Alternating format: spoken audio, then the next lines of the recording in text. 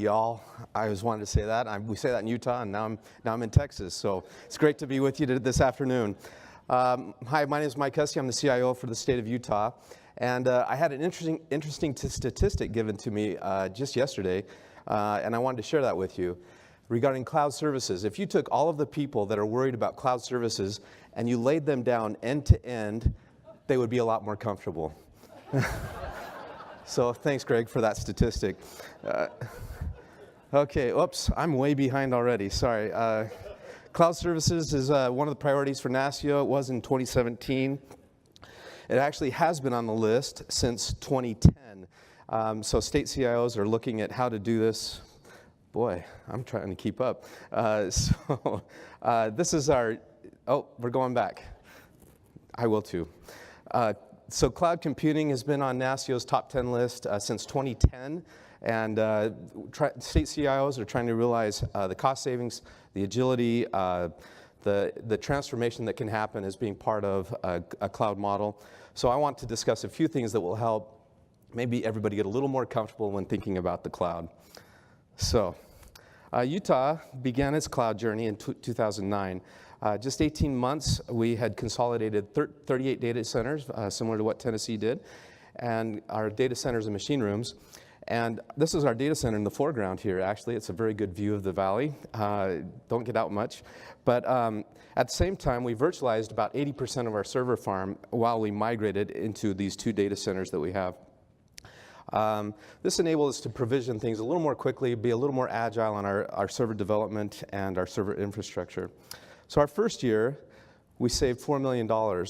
That was through reduced energy consumption, through improved licensing, and also through our reduced support costs. And so we began to leverage individuals into other strengths that they had and move some of our human assets around. Also, if you notice that there's 85% have a multi-cloud strategy of large enterprises and organizations, and 58% of those have a hybrid strategy. Boy, this is going fast. I'm sorry. So anyway, we have a similar platform with all of our strategies on major components of cloud services. We first migrated wikis, email, ITSM, and so we then, with this help of many other states and local governments, we produced this best practice guide. It's a good read. If you're looking for a read back on the plane, I highly recommend this. It will help you become a little more comfortable. So in 2012, we partnered with Montana, Oregon, Colorado, and we developed some cloud services, GIS, database hosting, data storage, consulting services. And then in just last year, we developed the NASCIO Value Point contract, so 50 states, one cloud contract. It's a great contract, and you can get just about anything as a service at this point.